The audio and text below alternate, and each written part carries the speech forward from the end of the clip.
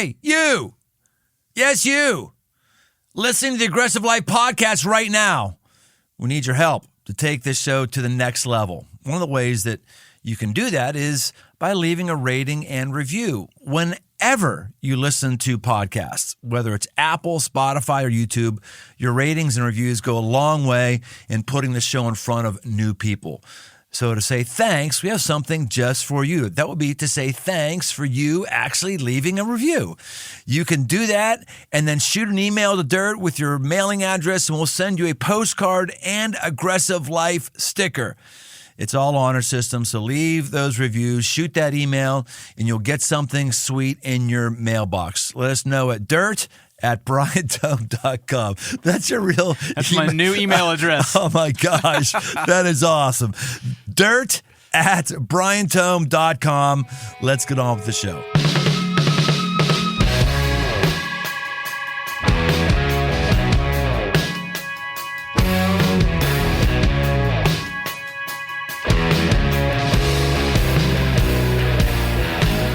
Welcome to the Aggressive Life.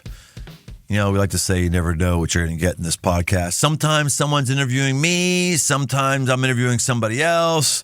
Sometimes it's a talk that I'm giving. Sometimes we're talking to somebody who you've probably never talked to before. Not just you haven't talked to this person, Dirt, but I bet this topic is one that they've never, ever thought of in their life. And it's going to be fascinating. And it's fascinating for me. Totally. And that's really all that matters. As long as it's fascinating for me. That's right. It's going to be unbelievable. You know, we've had Hollywood actors, rock stars, theologians, pastors, outdoor survival experts, explorers, yada, yada, yada, yada. Well, today we're talking to a guy who likes beavers. You sicko. That's not what I'm talking about, Dirt. We're talking today to a USDA Beaver Trapper from South Carolina who just so happens to be a successful podcaster, author, and keynote speaker. He had me on his podcast a while ago talking about the 5 marks of a man. And then the podcast ended, and then I just like, what do you do for a living? What's your normal thing? And so we started talking like, oh my gosh, this has been one of my pet hobbies forever. Not a hobby of beavers, but I've just found the topic of beavers and dam construction utterly fascinating, and I haven't done as much as I'd like to. That's why I was digging into him. That's why I said, would you please come on the podcast? So Pete Rogers is going to be with us. He has a podcast called Christian Outdoors, and he's got all kind of amazing people who sponsor his podcast. I'm going, my gosh, we need to get on that train. Like, he's got Ruger Man, guns. Come on. No, It's not Ruger. Oh, it's not Ruger? Taurus. Sorry, Taurus. Yeah. Are they giving you free guns? I cannot answer that. I mean, I got people giving me free athletic greens, which is great. I like it. It works. I've got people giving me steaks up in the Flying K Ranch. Yeah. They're fantastic. But I need to get somebody giving me like motorcycles and guns and stuff. That's anyway. Pete is here to talk to us about beavers and his role in the USDA. We're going to hear all we can from this manly man. He's actually quickly becoming an actual personal friend of mine. He's an aggressive man living an aggressive life. Welcome to the Aggressive Life, Pete Rogers. Thank you, Brian. It's a little over the top. I'm not used to that, but I appreciate it very much. It's funny when you were doing all that opening monologue and you talking about all these people you've had on the show, you know. And I'm a pastor, I'm a trapper, a podcaster. I was like, well, yep. I cover all those areas. It's been a good ride so far. Yeah, well, God's doing a good thing in your life, and it's great hearing about it. And love how you're just charting a different course for you and your life, which is basically the aggressive life, right? I mean, you could have just stayed in the USDA Beaver lane, or just the pastor lane, or just the podcaster, but you're figuring out something that works for your life, and you're having a good time with it. That's cool. So here's what happened. A recent hunting trip I was on. I was in Idaho, and I was driving on one of these dirt roads with a guy who was with me. And I said, oh my gosh, you know what that is? He says, no, what? I said, that is a pond created by a beaver. He said, oh. Oh, really? Okay, it was impressive. Oh, dude, look, here they are. There's 4 of them right in a row here. Those are not man-made dams. Those are beaver dams. One of God's creatures actually went out and gnawed down trees and gathered sticks and put this thing in here. And this is changing the entire landscape. So before I go on more of what little I know about beavers, tell us, why are beavers so important, or why do they need to be managed? Just give us a Beaver Life 101. All right. Well, I appreciate that, because you just hit both sides of it, is that they are very important to the ecosystem when they're not around humans. And what I mean by that is, so I want to talk about both sides of it very briefly. Is one, they create an entirely new ecosystem by building dams.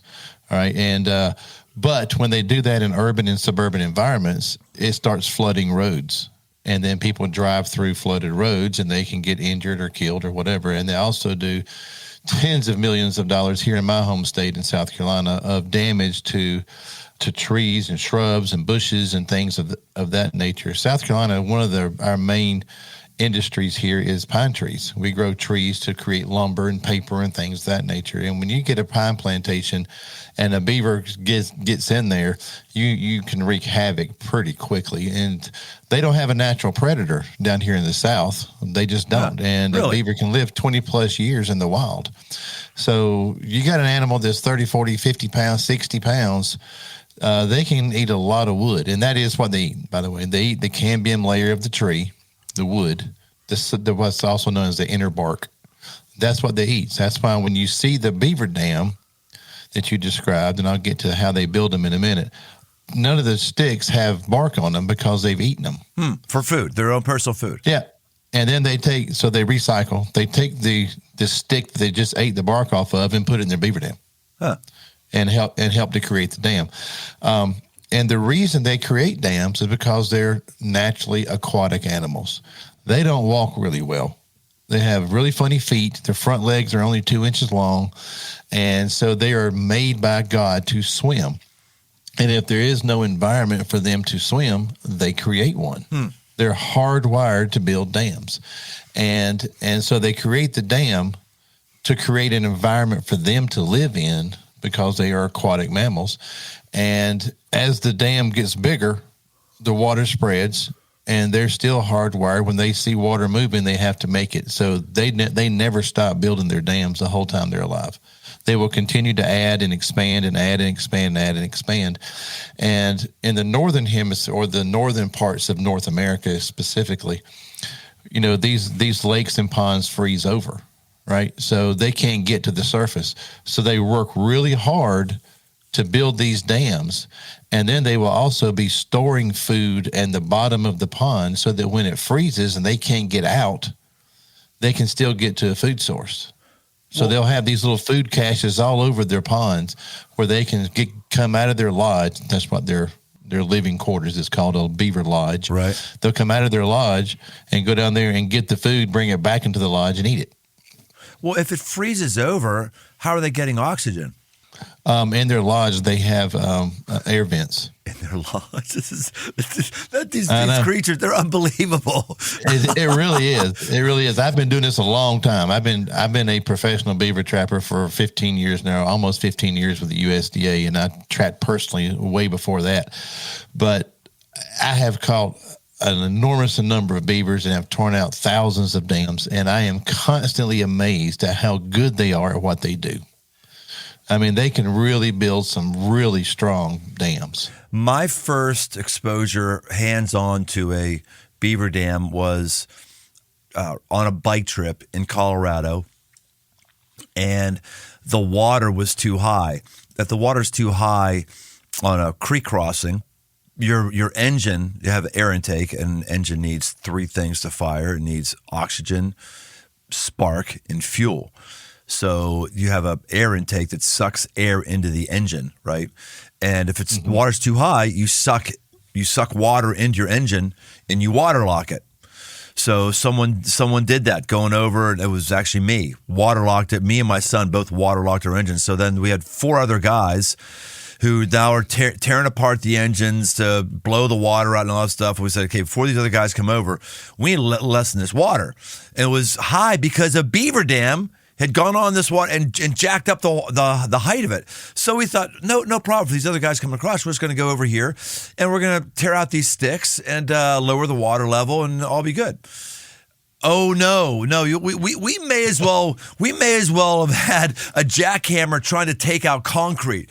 None of us could. We couldn't budge that dam. We could maybe find one stick here or there to pull out, but they were woven together, so we could not. We would have been there all day, and maybe 6 grown men. If we spent all day, we might have been able to lower the water like 2 inches. It was crazy. Yeah, they're very good at it. They really are. And my son has the same job in the neighboring county now. He started just a few months ago, and I've been training him on all this stuff in the USDA way. And one of the things I've told him is you can tell after you've torn out a bunch of dams about how big the beavers are that build the dam. Because it's a young beaver, it's not constructed very well. Huh. If it's an older beaver, it's constructed very well. Really? Yeah. And one of the key things is if you or I wanted to dam up a creek, we're going to lay stuff perpendicular to the creek to try to stop it, right? That's what we do. We're going to lay a log perpendicular to it so that it flows into it and tries to. A beaver does the exact opposite. They lay their sticks with the flow of the creek. Huh. And so they'll take let's say a sapling that's 10 feet tall. They'll chew it off at the bottom, eat it, and then they take what's left and they put the trunk downstream and the top of the tree where they want their dam to go, and they pack mud around all the little all the small part of the tree. And they keep doing that. And what happens when the pressure is against the dam, those long sticks going downstream work as a cantilever to hold the dam in place. It's very ingenious. It really is. How do they do that? Like, I'm just thinking, how do they start the dam? Because you just told me how you start the dam, but how do they keep the first few sticks from just blowing away? Well, if the river's flowing too fast, they can't. Okay. They can't. Got it. It has to be a slower stream.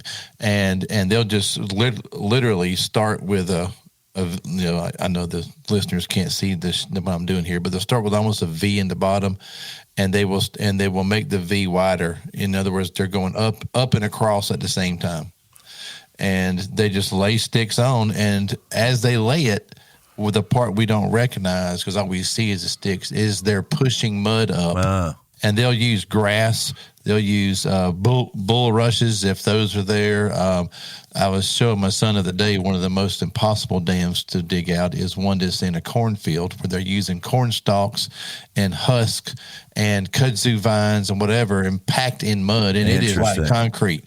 I mean, you can swing your rake as hard as you want to, and it just almost bounces off of it. It's so hard. Wow. Yeah, those are difficult. That's really interesting that you said that the younger beavers aren't as good as the older beavers. That's fascinating. Do the younger beavers, are they getting mentored by the older beavers, or the younger beavers finally realize, well, the way I'm doing it right now is not working, so I should just try to innovate? How do they advance in their skills? I think it's both, because in the beaver family unit, so a mama beaver comes in season in about October, and she'll get bred, and she'll have the babies about March. Right. And those babies will stay with her for a year and a half. Okay. So they are adults by the time that she kicks them out of the nest or out of the lodge. But before she can come in season again, she has to remove them. And you see that all in the animal kingdom. In order for the mother to come back into heat or back into season, that she has to stop nursing and get rid of the younger ones for it to happen just the way God made it. So, and that usually happens in October down here in the South. And when that happens, these 1.5-year-olds are going to follow streams. It's called dispersal. They're going to disperse, and they're going to go looking for places to set up housekeeping. And so what happens is that the young males are going to go and they're going to build a dam to try to recruit a female. And they have only got 1 year of experience watching mom and pop build the dam. And I think what they're doing through all the years doing this is they're building the dam, and they see that when it rains a little bit, it blows it out. So they start making some adjustments until you see when you get a beaver that's 40 pounds or so, which is a very grown beaver, that these dams are built very, very well. And I've told my son, I said, you watch at this place right here, we're going to catch a beaver that's about 15, 20 pounds. It's a year and a half old. It's not very, very knowledgeable because of the way the dam's built. And then at another place, I said, these are going to be really big beavers that we catch here because look how this dam's built. It's built so well. And they can do it incredibly fast, Brian. It's amazing. You know, the old saying, busy as a beaver. Yeah, I can give you one example. There's a culvert that goes under a road, and it was 7 feet tall because I'm 6 feet tall, and I can walk in it with a little bit of room. And the dam the beavers built was all the way to the top. There was very little sunlight coming through, and it was just completely plugged. So I go inside the pipe. I tear out the dam, takes about an hour and a half, start disassembling. I tear it out, but I tear it completely down. The next morning, it was right back up. Wow. One beaver did all that in one night. Sheesh. Yeah. Well, yeah, tell me, just so I know the next time I'm riding a bike and a beaver is kind of waterlocking me, how do you tear down a beaver dam? The way that I describe it is I disassemble it. So I go downstream, and I'm looking for the sticks that are easy to remove. I get all the way down to the bottom, all the way downstream of it, and I'm looking for the sticks. And I just start pulling sticks out and throw them to the side, pulling sticks out, throw it to the side until I get an area that's 2 to 3 feet. I'm not trying to go bank to bank. I just want to get the water to drop. So I want a 2 to 3 foot wide hole. Right. So I'm just pulling out as many sticks as I can in that 2 to 3 foot wide hole until I have a vertical wall of mud. When I do that, I take what I call my Joe Biden backhoe, because that's the only piece of equipment they give me. It's a potato rake. Okay, picture a pitchfork that's turned 90 degrees. All right. So you have 5 really strong prongs, but they're turned 90 degrees. And then you take that and dig and pull, and you just throw it in the mud and pull. And once you get that backside gone and you get a hole, that water is coming through there so fast that the water is now eroding. Oh, God. And if you do it right, as I've told many people I've trained, you let the water do 80% of the work. You got to get out of the way of it because the water's coming so fast, it'll flush you downstream. Wow. That's some serious water pressure that's up against it. So as you crack it and get the water flowing, then you move to the side and start making it wider and deeper until that water is just ripping so hard it's eroding it out.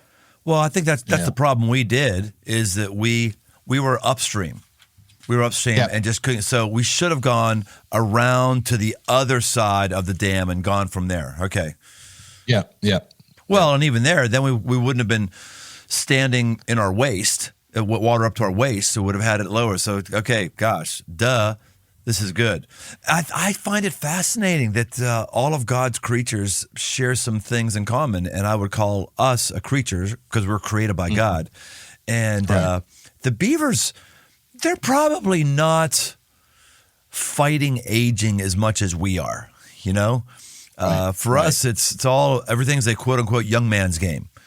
You want them young. You want the energy, the enthusiasm. Every brand that's out there is always trying to attract younger consumers who aren't set in their purchasing habits and all that stuff. And all that leads to us deifying youth and not being around older people who actually are smarter and better than us. That's what I'm hearing from you with the beaver stuff. Anything more you want to talk about that? Yeah, it's one of the longest lived animals in the animal kingdom, especially in North America. I mean, very few animals live beyond 7 to 10 years in the animal kingdom. You'll have some of the wolves can get up to about 12, 13 years, and not talking about birds, because birds can live decades, especially the waterfowl can live decades. But as far as, it's a rodent. A beaver's a rodent. It's the largest rodent in North America, and the teeth continue to grow throughout their life, which is another reason that they have to chew to keep the teeth from eating down. And the way that they overlap and come together creates a very sharp, which is how they can chew trees down so quickly and so efficiently. They're cutting the trees to get to the top. The smaller limbs are easier to eat, easier to chew, easier to manipulate than the big trunk of the tree is. Right? They cut the tree down to get to the top, and most of the time they're really good at felling it into the water, and then they can chew off all the little branches and all that kind of stuff. And then once they get through it, they go and put it in the dam. I know, it's really amazing that this rodent can do all this. It really is. It's really amazing that the rodent can do all this. But so my job with the USDA in beaver trapping is to protect the roadways from flooding, and also to protect agricultural fields and any cash crop that's being impacted in a negative way for beavers. And so the listeners understand this, Brian, it is nationwide in every state, it's illegal to relocate beavers. Huh. You're taking the problem from John's property and putting it over on Bill's property. So when we remove beavers, then they are dispatched during the process. Yeah. How big of a tree can they chop down? As big as you can imagine. Really? Yeah. I've seen here, we don't have old growth trees where I live, but you're talking trees that are, I'd say the biggest I've seen would be I'm trying to think, circumference of 3.5 feet. Huh. Wow. It takes them a while. They don't like to chew those big trees because the smaller ones are quicker and easier to get. I'd say the average size tree that they eat is maybe 4 inches. Okay. We were on a trip. I was on a trip with my son once, and we were in the woods, and there was a tree that was, I don't know, probably maybe a foot across, 10 inches across. It was so funny. It was obvious that a beaver had started on this tree. And then for whatever reason, he decided not to take it down. But we were just laughing because, you talk about beavers always have to be busy, in large part because they don't want those teeth growing down around their chin and kind of keeping their mouth shut. The beaver's going, got to be busy. I must eat something. Let's go chaw on that thing over there. They are always busy, go nonstop creatures, aren't they? They are. And you said there's no hardwired predators to build dams and to do that stuff. And as far as predators go, I mean, black bears will get them if they can. They usually tear the lodges apart to get down to them. That's what they do. If a coyote or any of those major predators catches them on the bank, they will eat them, but they're not hunted by any natural predator whatsoever. And a lot of that's because of their size and where they live. They live in the water. Right. They'll basically eat the bank away, and then they'll keep going further as the trees get further from the bank. They will move in, but they don't go far. They don't walk really well because they're not made to. They're made to swim. So there's not that many bears, fortunately or unfortunately. Are you saying, like, throughout American history, like hundreds and hundreds of years ago, the beavers didn't have predators, or have we killed off some of the predators and their population's flourishing right now? They've never had it. If you go back in history to when America got expanded, it was the fur trapper that expanded the West and North in United States and in Canada. And the documentation shows that the reason the fur trappers went was for beaver pelts. And there's some journals that were kept by some of the trappers that talk about the beaver are as thick as the mosquitoes. Really? And they were catching beavers by the tens of thousands, and we still have them. It's kind of like wild pigs or roaches. You can't seem to get rid of them if you want to. They just continue to keep coming, which is a good thing. It's a good thing.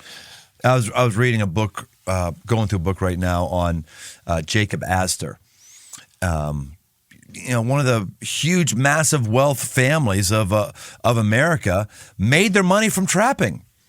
That was how he did it, was all trapping. And yet there's hardly anybody trapping, and a lot of states have outlawed trapping entirely, right?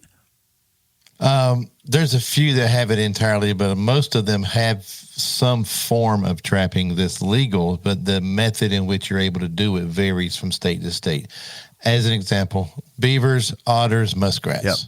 That's what you're trapping as far as water trapping. And every state's different in that. Some states, like in South Carolina, our trapping season is December 1 to March 1.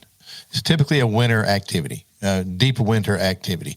And that's because that's when the fur is the thickest. Oh. and you're trapping for the fur. A fur trapper's trapping for the fur, and if you catch a July coyote versus a December or January coyote, the fur is going to be 4 to 5 inches difference in thickness. So it makes a significant difference. So it's a wintertime activity. And in South Carolina, our laws are we can only use specific types of traps and specific sizes of traps for those animals. Whereas in other states, it could be different. So if you listen to this, you really need to check your rules and regulations of your state because they can be very, very different. Land trapping, we have what's the traditional known as the foothold. The one that clamps on the foot and holds them. Yep. There's no teeth on these things anymore. Haven't been in 100 years. They're smooth jawed. They're designed to capture and hold, but not to harm. So it just holds them on the foot. Basically, on a coyote, as an example, anything with a pad, it catches them above the pad so they can't pull their foot out. That's all it does. Yeah. Doesn't break the skin, doesn't break the bone. It just holds them until you can get there and catch them. And decide what you're going to do with them. And some people, well, I won't even get into all that. But please, why not? Part of why people listen to The Aggressive Life is to hear things they normally don't hear. And that's part of why I like having people on. So, so we don't talk about this much, and I don't know much about it either. So please educate me. Okay, so things like here in the South, coyotes and foxes, we can sell them alive, or we can dispatch them and sell the fur. So there's like high fence enclosures for training dogs to chase fox, coyotes, raccoons, and things of that nature. And by being in a fence, you can control what the dogs are doing. So these running pens is what they're called, where the dogs are running these animals and chasing them. Now, so the listener doesn't go crazy and say, oh, those poor things. You have to build it to a specific standard, okay? And you have to provide escape places for these animals to go. So typically what people do is take old refrigerators and they put big holes in the end of it so the fox and coyote can go inside there and make a little den and get away from the dogs. Huh, okay. Interesting. Yeah. So there's plenty of ways because if you're training your dog, you don't want it to catch it. You're teaching it to chase, not to catch. Yeah. But then there's the fur market and then there's the live market for coyotes, foxes here in the Southeast. Beyond that, it's strictly fur trapping. And in which you're catching the animal in order to sell its fur. And it's also population control. As a dedicated turkey hunter, I love hunting turkeys. I know that raccoons, possums, and skunks are the number one threat to turkey populations. They're what's known as nest predators. For any birds that nest on the ground, think of a raccoon wandering along and it finds a nest of 14 turkey eggs. What's it going to do? It's a bundle of protein right there. And when the people in the South have pretty much stopped hunting raccoons, there is overpopulation of raccoons in the Midwest and the South. I mean, an enormous amount. I know guys who catch 1,000 raccoons every year in the same places every year. They're trapping the same streams, the same farms every year, and they're catching over 1,000 raccoons, which shows you're not hurting the population. Right. What are they doing with 1,000 pelts? Is there a market for that? Yes. The National Fur Traders Association is a buying house, right? And the people that buy fur, the ones that end up making garments out of them or blankets or whatever, the people that buy fur go to these auction houses. So a fur trapper would take all of his fur once it's put up, as we call it, skinned, flesh, dried, and ready to ship, and we ship it to the National Fur Buyers Association, National Fur Trappers Association, and the buyers come there and they buy them. They actually, it's like a tobacco auction, bidding on each individual fur based on its quality and size and species. Give us, I know I can hear some of our listeners going, man, I'm just not into the whole hunting thing. I don't understand it. Why don't we just like live and let these animals do their thing, let nature take its natural course?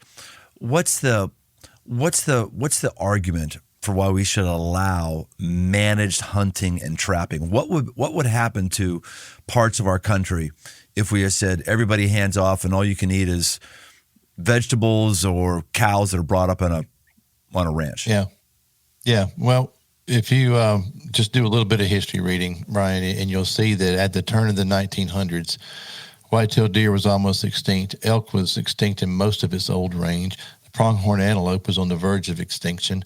And we can go on and on with all these species because there was this uncontrolled demand for deer skins and venison to feed the restaurants in the East. So professional hunters went out and just killed as many as they could. Same thing with the waterfowl. They were providing fresh ducks. So we had these giant punt guns, which were like 2 gauge and 4 gauge that would shoot these enormous amounts of shot and killing 50, 60 ducks at a time. And what the hunters saw was, we're going to put ourselves out of business. We need to start regulating these animals. So hunters in the early 1900s got together and said, really the late 1800s, the Boone and Crockett Club was the first ones to do it, to recognize that we need to start managing these wildlife for future generations. And so hunters are the ones who petitioned state agencies and federal agencies to put limits on how many animals you could kill of a specific species. We're also the ones who put a season on it. You can't hunt them year round anymore. You can only hunt them between October 1 and January 1. That's it. And you can only kill 5. We're the ones that did that. And then on top of that, in 1932, I think it was, we pushed Congress, we being the hunters and anglers of the world, to tax ourselves. We passed the Pittman-Robertson Act, which puts an 11% tax on everything we buy for hunting and fishing. If I buy bullets, there's an 11% tax on that. If I buy a firearm, if I buy camouflage clothes. Interesting. Above and beyond the normal state tax, huh?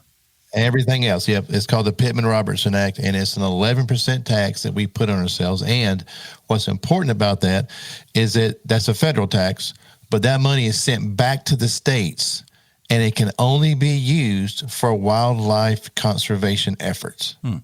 But by putting that tax on ourselves, we have saved white-tailed deer. We have saved mule deer. We have saved the pronghorn antelope. We have saved the elk. Not only that, we have reintroduced them into places where they were extinct. We've taken deer from places where the population grew and reintroduced them in places where they were extinct because hunters saw the need to preserve these animals. If we had just said no more hunting, then there wouldn't have been the money, and money drives everything, Brian, you know that, or the effort put in to try to save these species. So that's why we do it. But what about on the other side? Because someone would say, well, it's fine that we're limiting the number of deer that can be killed and we're paying for it. But what if we just eliminated all of that? What if we just sorry, we don't need to hunt anymore. You can buy stuff in the grocery store. We don't need to. Okay. We're just let the animal populations do what they naturally do. What's the downside of that? All right. What's the downside of that is I work for the USDA, right? Yeah. And we have projects. You'll see it on the news where government snipers have gone in to remove these animals off of the airfield so the airplanes aren't crashing into geese and ducks and deer when they're trying to land. Yeah. All right. Everybody wants to protect the animals until they affect them.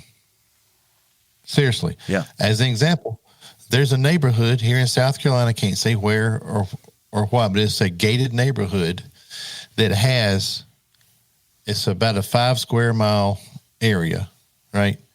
And there are 1,200 plus deer on that 5 square miles. Now, the carrying capacity of the land in South Carolina is about 15 deer per square mile. Okay. They have 1,200 deer in 5 miles. They're eating themselves out of house and home. They're starving to death. Yes. So do you want the animals to die a horrific starvation death? I can tell you don't. You talking about bad press. Why are we letting these animals starve to death? Now people are going to bring food to them.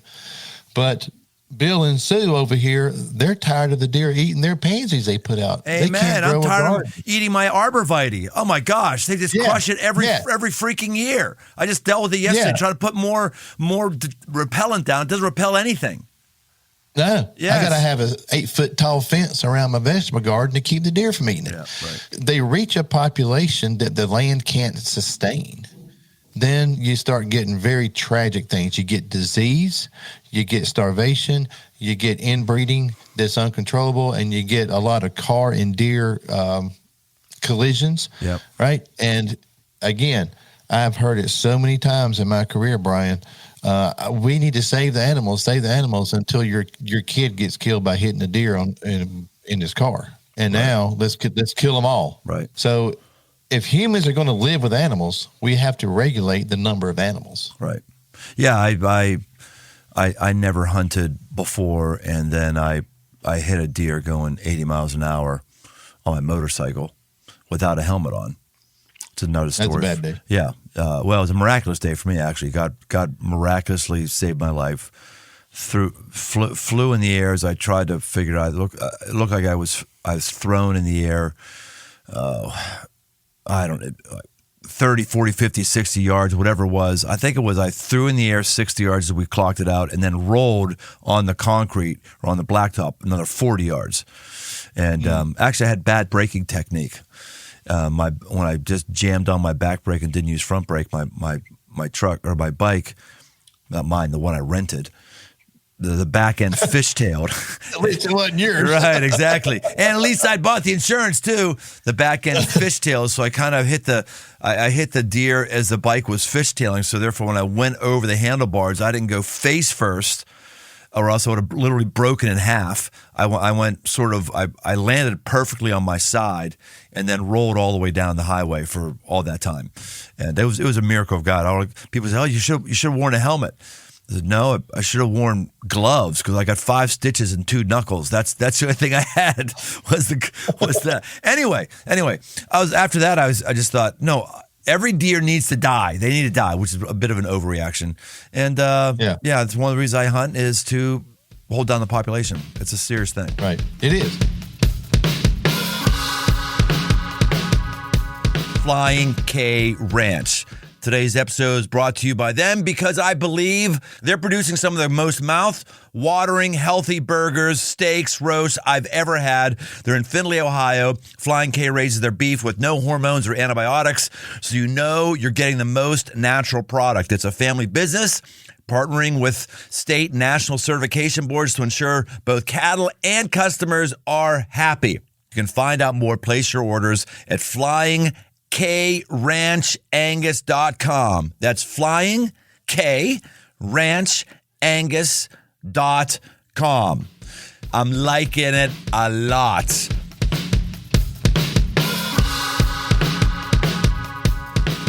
It's always fun for me to talk hunting with somebody here in the podcast because I don't know many other people who hunt. I mean, my friends have gotten into hunting in large part because I've wooed them into hunting, but I never get to have hunting conversations because, in the urban areas of Cincinnati or of Ohio, just no one hunts anymore. It doesn't happen. Mm-hmm. It's a shame too. Yeah. So how did you get into hunting and trapping or trapping? What was your first trap? What was the first beaver you got? Oh, my first beaver. I was an adult before I started trapping beavers. All right. But it's good not to start too young. Yeah, my dad was not a outdoorsman at all. I just took it up myself. I don't know. Just always had a draw to the woods, Brian. I just always have been. And when I didn't have a mentor, I started reading Daniel Boone and John Muir and all the frontiersmen and the mountain men the trappers of the old days. I started reading everything about them, and then I started subscribing to Outdoor Life and Sports Afield and reading all these stories that these guys wrote about hunting, and it just enthralled me. And at 14, I told my parents, I said, I want a .22 rifle for my birthday. And they're like, what do you want a gun for? I said, because I want to go hunting squirrels. That's the only thing I knew where I lived. And I did. I got one. I got a Sears and Roebuck .22 rifle. With a scope on it. I thought I was big time with that little scope on it. It was semi-automatic, and I started just on my own trying to figure out how to do it. And I was hooked from the very first one I was able to get. I've been hooked ever since. I still really enjoy squirrel hunting. It's one of my favorite things to do. Yeah, it really is. It's just, it's not, I think small game hunting is very overlooked as, to me, it's the best way to introduce people to the sport for a couple reasons. There's a high success rate, number one. You don't have big recoil on guns. You know, a lot of new hunters are scared of the noise and the recoil of a big gun. So you're shooting 410s or 20 gauge shotguns and 22 rifles. So light guns, low noise, easy to shoot. You have success. You don't have to be quiet. You can ease through the woods. Huh. I do a lot of the hunting for squirrels with pellet rifles now. These Gamo Swarm pellet rifles are really good for squirrels. Interesting. Yeah, 22 caliber. Yeah. I have never considered squirrel hunting. So, yeah, okay. I'm thinking like maybe I could get my buddies into squirrel hunting because we could go up, shoot some squirrels, skin them, eat them, slam some beers. Be a good day. Yeah, yeah. Fascinating. Yeah. I didn't even. Gosh, squirrels. is there squirrel season in most states, or is just if you can get them, you get them? Yeah, no, it's the squirrels. Now, some states is year round, so you have to check with Ohio. I don't know about Ohio, but down here it's October 1 to March 1, and we can kill 10 a day. That's in South Carolina, if it's in your yard, you can shoot it year round. Really? We have 300-foot radius around our yard that we can keep because squirrels are considered game animals, but they're also considered pests. So anything that's within your domain, you're allowed to take year round. And they taste good from what I understand too, right? Yeah. Yeah. Fascinating. So tell me how you went from USDA Beaver Trapper, well, even before I ask you this question, describe what the beaver trap is like. How do you trap a beaver? Yeah, there's three primary methods. One's a snare, which is a cable made into a loop. The beaver swims through it. It tightens up around them and holds them. And then you have to dispatch them when you get there. Another one is called a body grip. So picture it's a metal square. I used the 10-inch. It's called a 330 size. And a lot of people use the name Conibear because Frank Conibear invented it. But it's technically a body grip trap. So it's a square with a trigger. The beaver swims through it, and it snaps him behind the neck, kind of like a rat trap does on a rat. Okay. Okay. It expands really, really fast and hits him and him. It'll break your arm. That's how strong the springs are. Wow. Okay, it's very strong. Because think about how big the beavers are, right? That we talked about. And it's doing that under the water, or that's above the water? Depending on the states, usually underwater because they swim into it. Yep. Okay. Yeah. And then there's the foothold, which is the same as type as you use on land, but for a beaver. And those are typically connected to either a cable or a steel rod, so the beaver steps. Like say you tear a hole in the dam, you put a foothold there. He comes to repair it. He steps in it, and when he tries to swim away, he drowns. Oh, that's sneaky. Yeah. So you destroy his property knowing he's going to fix it because he's a beaver. Beaver must be busy. And then you get him in the trap that you put there by the thing you've destroyed. Easiest way to catch him is to tear a hole in his dam and put a trap in front of the hole. It's not hard, Oh, my gosh. That is awesome. So then how did you go from trapping beaver to now you speak, you got a podcast? What was the evolution of that? Well, I've been an outdoor writer for hunting and fishing magazines for 25 years now, Brian. And as an outdoor writer, one of the things that I noticed by knowing so many people in the outdoor industry, whether they're TV personalities or other writers, and me being a person of faith who loves the outdoors, and I knew so many of these other people were persons of faith that were in the outdoors, but you can't publish your faith in outdoor life. They won't publish it.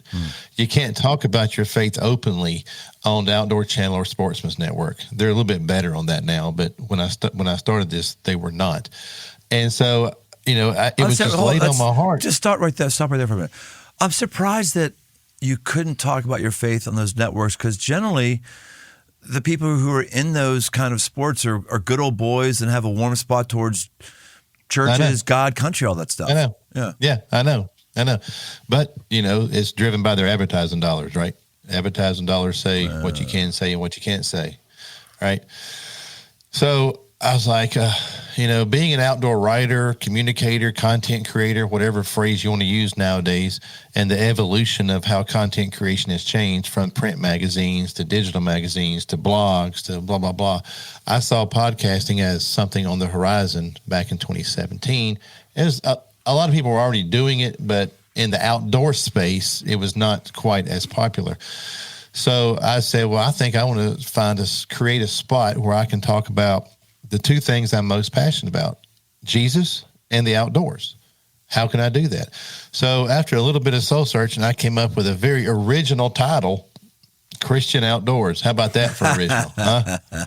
Creative, yes. isn't it? Yes. Creative. Yeah, but it covers both. And so I started that is by saying I want to talk about everything outdoors, or I think my little tagline is where we talk about all things outdoors and how to enjoy God every day. And that was my driving force. And I wrote the book, How to Enjoy God.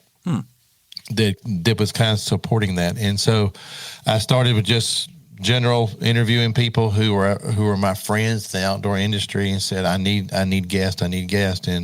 And we would talk about something that they do, if it's a TV personality in the outdoors, how did you get involved in hunting on TV? How long have you been doing it? And they would tell their story. And then I asked them to share their faith story as well. I don't call it a testimony, Brian, because I want to start from before you got saved, getting saved, and now how's it impacting you, the whole faith story. And we usually start with a simple question: did you grow up in church? And if it's a yes, then that takes you down one path. If it's a no, because I didn't grow up in church, that takes you down another path, and you get the whole story. And so our episodes are a combination of what do you do in the outdoors, and how does Jesus affect your life before, during, and now, and in the future? How does all that work together? And it's been doing really well. It really has. We also have episodes where I have two pastor friends of mine, one Baptist, one non-dom, and we get together and talk about theological issues. We'll come together and we'll say, let's talk about the sacraments.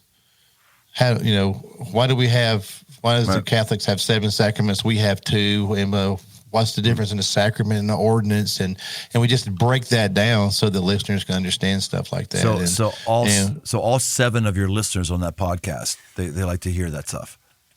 What's surprising? Yeah, that's what. What's surprising? Yeah, what? This is what's surprising to me. I thought those would be the lowest listened shows, but they're up there at the top. Fascinating. The ones where we're talking about theological issues are some of the most listened to episodes. Huh, interesting. And I'm going to give you a little teaser here. I am in the process of producing bonus episodes that are going to come out in midweek, because I release a show every Monday, and have since I started. So we're at 221 episodes now, just one a week. But I'm going to start doing bonus episodes of Bible talk, whether it's a topic that we're talking about, 15 minutes, 15 to 20-minute episodes. It's going to be bonus episodes. It's going to be strictly focused on teaching things. And I'm going to start by going through my book, How to Enjoy God Every Day. Cool. And then we're going to go into being godly men. You and I share that passion, the 5 marks of a man, and my thing too. We share that, how to help men become better. So that's going to be starting in the very near future. That's great. Very near future. That's great, Pete. Well, Pete, I'm loving that people are learning a bit about you, story, loving that people are understanding more of beavers. You've given a little bit of your insight as in terms of how someone can find you or your content. Just close us out with that. Like, how does somebody find you, or where do they go? Okay, ChristianOutdoors.org is my website. Every one of my podcast episodes are there. There's an about me there. There's our faith statement is on that page. If you want me to come speak at your event, you can go there and see where I'm speaking. I don't think I'm going to be in the Cincinnati area anytime soon. I'll be in close to Memphis this Saturday, and then up in Buffalo the weekend after that at 3 different places. But if you can go there if you want me to come speak at your event and see that. So everything is on my website at ChristianOutdoors.org. On the podcast, it's Christian Outdoors Podcast on all the podcast platforms: Spotify, Apple, iHeartRadio, Google Play. It's on every one of them. And the YouTube channel is Christian Outdoors as well. So I'm now videoing my podcast and putting it on YouTube as well. Hey, this has been great. I didn't want to just introduce people to the idea of beaver management, but I knew there was going to be stuff here that was going to apply to our lives. And so there's something here for somebody, I'm telling you. Is it that you're too lazy and you be a little more like a beaver, be a busy beaver? Is it that you are younger and you're not hanging around with older people to get some of their wisdom and how they actually operate? What is it? What is it that you may need to do to push your life to the next level and become a productive little working beaver? I hope you got something. It's been great having my friend on The Aggressive Life. We'll see you next time on The Aggressive Life. Thanks for joining us on this journey toward aggressive living. Find more resources, articles, past episodes, and live events over at briantome.com. My new books, repackaged edition of The 5 Marks of a Man and a brand new 5 Marks of a Man tactical guide are open right now on Amazon. If you haven't yet, leave this podcast a rating and review. It really helps get the show in front of new listeners. And if you want to connect, find me on Instagram at Brian Tome. The Aggressive Life is a production of Crossroads Church, Cincinnati, Ohio.